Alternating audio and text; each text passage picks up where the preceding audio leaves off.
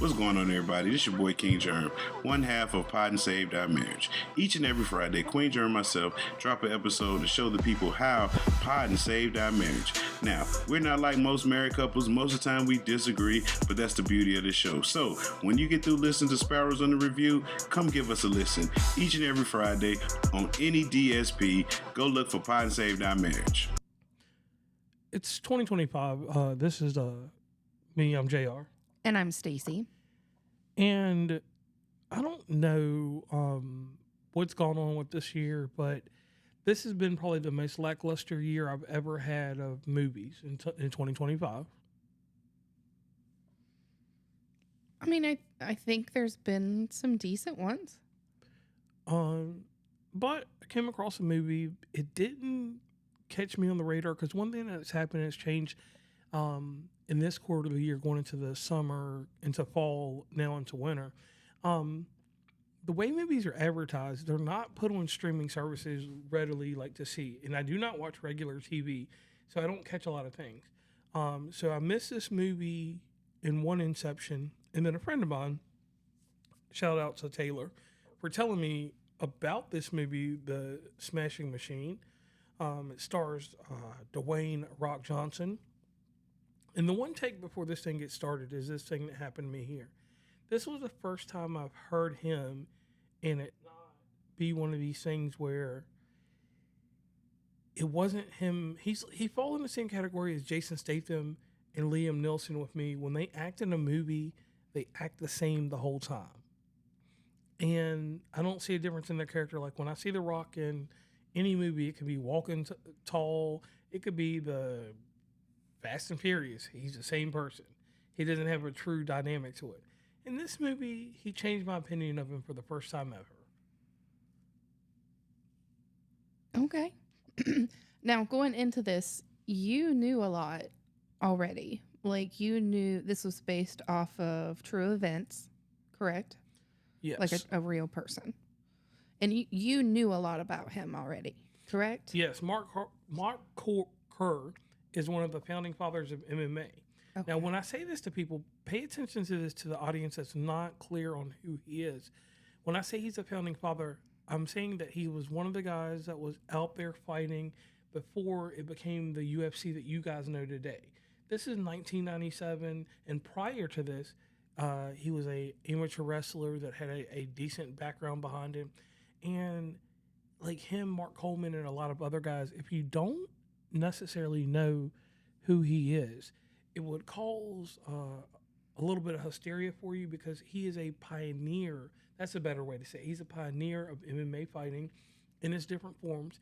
He worked for UFC in its infancy, but he worked for a company called Pride, and Pride at one time was the more coveted brand of fighting before it was eventually absorbed by UFC and Zuffa, Z-U-F-F at that time. Okay. And once it was absorbed, their champions and everything became something that, you know, just like with any takeover, like the TKO takeover of WWE, it was one of these things where now you will never know about Pride unless you research it. Right. So this movie right here gives you a little bit of history and tells you the groundwork of UFC, basically.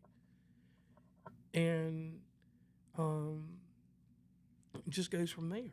Okay. Did we give the title? The Smashing Machine, yes. Okay. I wasn't sure if we did or not. So something you also pointed out to me when we started watching the movie. So if you don't mind, we'll just jump right into that part, right? Mm-hmm. Okay. So you told me pay attention to the movie, and I was watching it, and you're like, do you notice anything about it? I said, yeah, that looks like it's really him. Yeah. So I like that they pulled in parts of his actual fight and like kind of incorporated it in the movie. Yeah. And I like how it transitioned into The Rock playing his character. Yeah. And I think that was like one of the best things. This movie was nominated for some type of award for that. What I seen here with this was like I said, I didn't get overly hyped about this film. I actually paid attention to the story. Mm-hmm. Now, this movie, in my taking, has been I've watched it 3 times the first 30 minutes of it. And watching it in the first 30 minutes 3 times, because eventually, because we sat down and watched it one time and we were getting tired, so we turned it off and went back to it. Right. I noticed that it was just a complete story. There's nothing spectacular about this movie, so I will not say that. But what I'm saying is that the development of the story, the character arc, everything was fine in this film except the one flawed area that I will like to speak about if you don't care. And it's the situation of what caused Mark Kerr's career to go downhill. Okay. And if you'd like to give some insight into that, I think you have some notes that you took. Well, I mean, I did take notes, but that's more in the lines of order of the movie. Oh.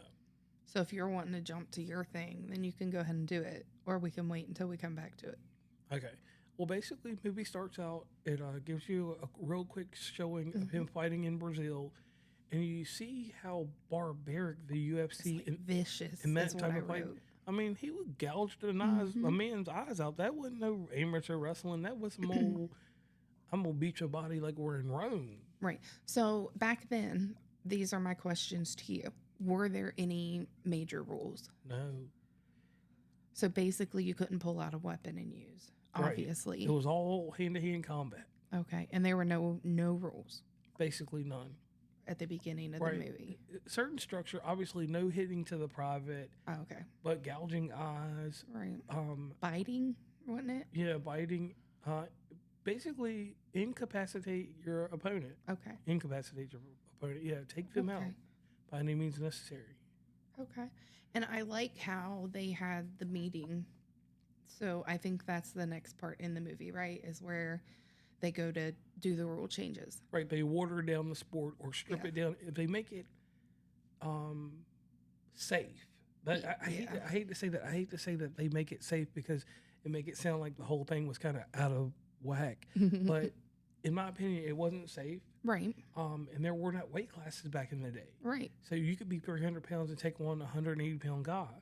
And there was only one fighter that was small that could handle that, and that was Royce Gracie because his jiu-jitsu background made him more powerful. And he could tear up a 300-pound man, but he made him tap out or he broke his arm. Okay. So in this, you have a wrestler that has a jacked-up body. He is beyond amateur wrestling status. You know, he looked like a professional wrestler on steroids. Okay. And at this point in his career, everything was normal, right? Like he did that on his own? Yeah, his physique Yeah. came from just him being natural. And then the formulated structure that you see by the time he's fighting is from steroids, 100%. Okay, so as soon as he starts the MMA fighting? No. Like after he's built his form up, you know, he gets injuries and things. He needs a quick release to build it. But I thought that was like, when did he start it in the movies? In the movies, they only did 97 to 2000. You have to understand he was an amateur wrestler in 1988. So let's go 1990 to 96 maybe. Yeah. In between that time, he's building himself up for all this. And him and his partner, Mark Coleman, his trainer, Mark Coleman, and his friend, you know, build him up. And his illicit drug use with the steroids, which we'll talk about in the film later, was something that was not found out until the failure of his career. Right. So in the movie, that's when it made it sound like that, right? Right. Okay. And what they're only covering the time period of 97 to 2000, right. They cover the most prominent period, basically what we would call his prime. Okay. And that right there, if a person comes into this and doesn't understand that, because they clearly state that at the beginning, if you don't pay attention to that, that will throw you for a loop there. Okay. Like I said, I knew that it was a specific time in his life and he was already developed, but I wasn't sure when he started his drug use. Mm-hmm. So it was before anything in the movie, but they had to introduce it somehow in the movie. And, and that's where you get your drama from, but that's the hard-hitting story. Right. They did the drug reaction after the loss. Right. And that tells you the portrayal of the type of person, how he built himself up. Gotcha. He needed the drugs to make him that impressive. I mean, he still had more wins and stuff after that, but Okay. You can see that in this movie there were certain dynamics that didn't work out that kind of jarred me the wrong way. Emily Blunt played a nice character as his girlfriend, but they didn't give her a full when you have a supporting character in there, you get more of the supporting character. Mm-hmm. They only gave hard edges to make her look negative. Right. I wrote it down too, because I'm getting better, guys. I'm trying to keep my memory in line here. So I feel like sometimes they portrayed her as supportive, and he was just whatever. He was an asshole. And then at times it's like it portrayed her as the asshole and him as, oh wow, like he's got a point here. Now, the one thing that put the divide for me in this movie was when they go to the scene where she's at the birthday party, or the birthday with her friend, when they're driving in the Jeep, she clearly states in there that she doesn't like him sober. She liked him better when he was a drug addict. Right. And he becomes more... well, because he was a different person. Yeah, he was no longer... She got used to getting basically everything she wanted because that's how he treated her. You know, cut out the drug use entirely. You know, you were with a person for however long you're with them, and you spoil them every single day. And then all of a sudden you stop. She's going to think something's wrong. Something's wrong. She's the issue, blah, blah, blah. It's all her fault. You know, he's cheating on her, or he's out doing this and whatever. And it's all mental. But then once you throw the addiction in there, it's like, oh, he was only that way because he was on steroids. Right. So once he gets clean, she doesn't approve of his sobriety. And with her not approving of it, she gets deeper into drinking, drugs, and stuff by the portrayal of this movie. Right. And when you see that, you kind of get a little disheartened to her character because you're like, hey, he's trying to get sober. And now that he's trying to do right now, you're just going down a rabbit hole of what he just came out of. Because, and that's the thing. I get what he said, but like she said, in the movie, it didn't show that she had any type of problems. And, you know, she just wanted to go out and have fun. And it's like, hey, I'm not the one with the issue, so why should I have to suffer? You know, it's not like I'm asking you to come out with me and drink or anything like that. You know, I'm going out doing this on my own and then coming back. Get over that. But then I also get him when he said, you know, it was within his first year. He just got out of rehab. Right. So she should have had a little more respect for him. And that was my only take there. So apart from that, you get that dynamic there, and he suffered his first loss in the fashion that they say when she was there. And anybody that knows something about combat sports, Right. Anybody that knows something about combat sports, and that's amateur wrestling, anything like that, or even when you play, just when you play a sport in general, it's a certain psyche you have to have. Everything else that goes on in the world is behind me when I'm doing a sport. Even I, as an athlete, knew if I had a girlfriend or somebody like that, hey, you got to stay away from me for this 24 hours, but it's explained. Right. And he explained this to her, and at points she got jealous. And before the sobriety even started for him, he partied with her. Right. And him not being accountable for it, secretly somewhere in his mind, you could tell that he blamed her for the loss. Right.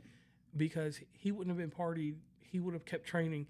And when he stopped training and went with her by the portrayal of the movie, he lost. He would lose matches because he was not focused. And it takes a certain caliber of athlete, which he was because he was undefeated for a long time. Well, the thing is, in the movie, before he went out there, she came back to see him, and they got into a big old fight. And, you know, as an athlete, I would look at that and be like, yeah, the first time you came back here with me, we got into a fight and I lost. No, I don't want you here for the next one. Like, I 100% can understand that. Yeah. So those dynamics in the movie gave it kind of like a good arc. It was like, oh, we got that soap opera feel in a movie. The violence in this movie wasn't that bad. Right. Now, to finish it up on my part, Mm-hmm. a great movie. Won't be nominated for anything because it doesn't have. It's just a great story to tell. Yeah.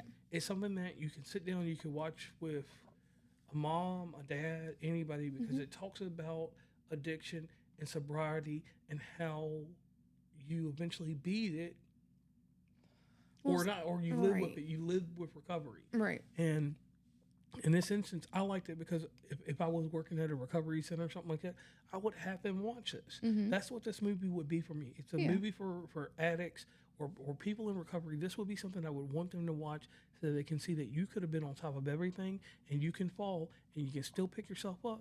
But the people around you can destroy you quicker than those drugs can, Right. because those people can't be accepting of who you are now. Right.